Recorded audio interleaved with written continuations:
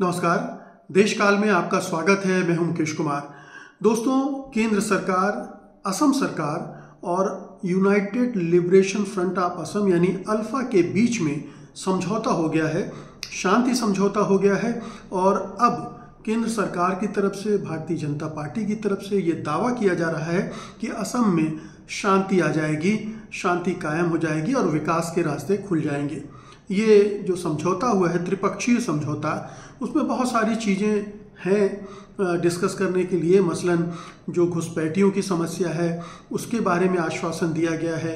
असम को एक बड़ा फाइनेंशियल पैकेज दिया जाएगा, इसका आश्वासन दिया गया है, बल्कि कहा गया है, वादा किया गया है कि ऐसा किया जाएगा। लेकिन असल मुद्दा ये है कि क्या ये समझौता कारगर होगा? क्या इस समझौते से असम में शांति की राहें खुल जाएंगी? दो चीज़ों को ध्यान में रखना बहुत ज़रूरी है इस मामले में, क्योंकि मैं असम में रहा हूं और उस समय रहा हूं जब वहां पर अल्फा की एक्टिविटीज़ पीक पर थी।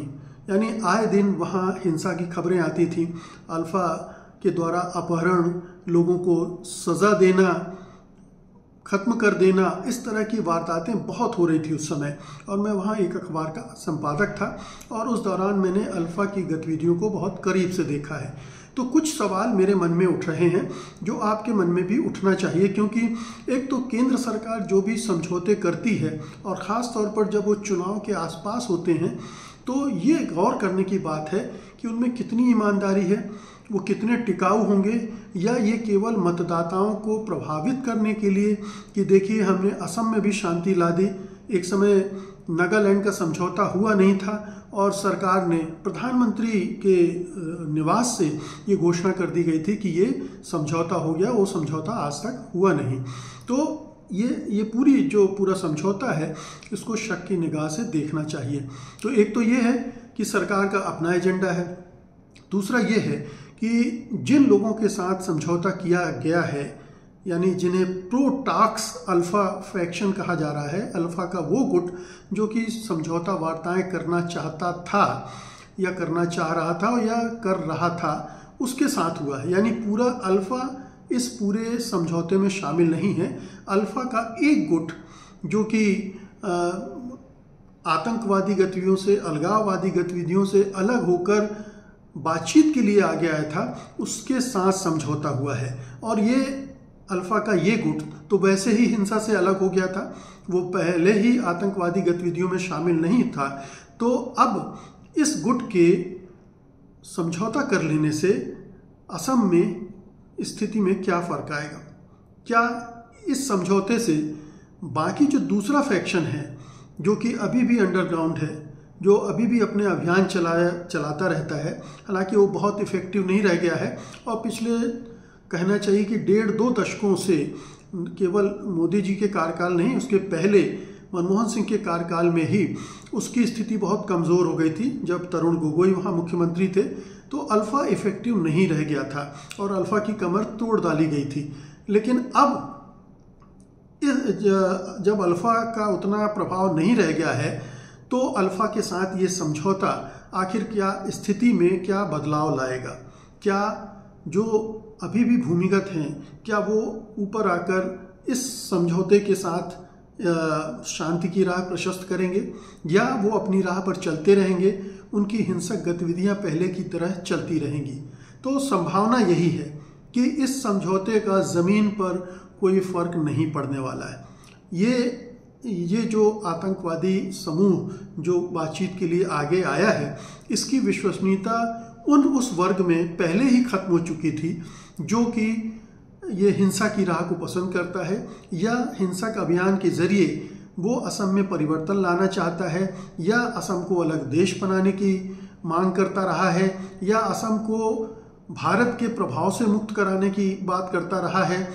तो ये तमाम चीज़ें जो हैं, वो स्थिति ज़मीन पर बदली नहीं है।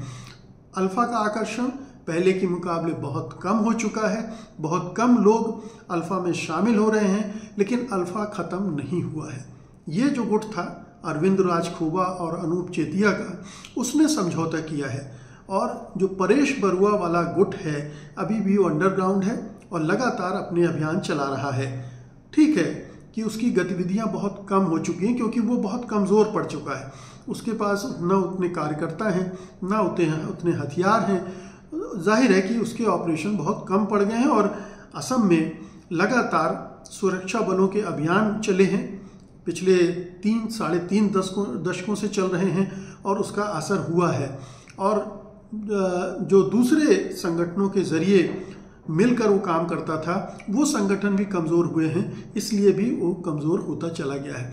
इसलिए इस समझौते का एक चुनावी मतलब तो हो सकता है, चुनावी एजेंडा तो हो सकता है भारत सरकार के लिए, मोदी सरकार के लिए, बीजेपी के लिए, कि देखिए हमने मणिपुर में भी एक समझौता किया, मणिपुर में भी एक समझौता हुआ है, उसका भी कोई असर दिख नहीं रहा है। ये भी जो समझौता हुआ है इसका भी कोई असर ज़मीन पर नहीं पड़ने वाला है। स्थितियां जस की तस रहेंगी। हाँ, एक नरेटिव बिल्ड करने का काम ज़रूर करेगा कि देखिए हेमंत बिश्व शर्मा और केंद्रीय गृह मंत्री ने मिलकर एक समस्या को सुलझा दिया है, असम में शांति की बहाली करने की दिशा में एक बड़ा कदम उठा दिया है। लेकिन ये नरेटिव पूरा अंदर से खोखला है और इसका कोई असर ज़मीन पर नहीं पड़ेगा। स्थितियां कमोबेश वैसी रहेंगी। अरविंद राजखोवा हो सकता है किसी दिन बीजेपी में शामिल हो जाएं या छोटी मोटी पार्टी बना लें और चुनाव लड़ने लगें, राजनीति में आ जाएं, बस यही होगा। जो दूसरा वाला गुट है वो अपनी कार्रवाई करता रहेगा और अगर आगे चल के निराशा और बढ़ती है असम के लोगों में तो उसे कार्यकर्ता भी मिलने लगेंगे, नौजवान भी मिलने लगेंगे और उसकी गतिविधियों में फिर से इजाफा भी हो सकता है। तो अल्फा खत्म नहीं हुआ है।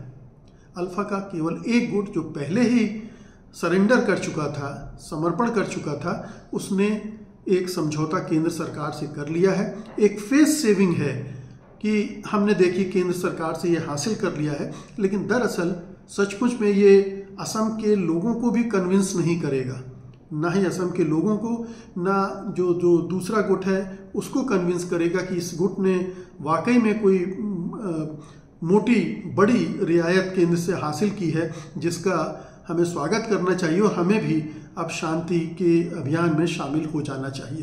तो एक फार्स है, एक झूठ है, एक धोखा है, एक छलावा है ये समझौता। धन्यवाद आपका। नमस्कार।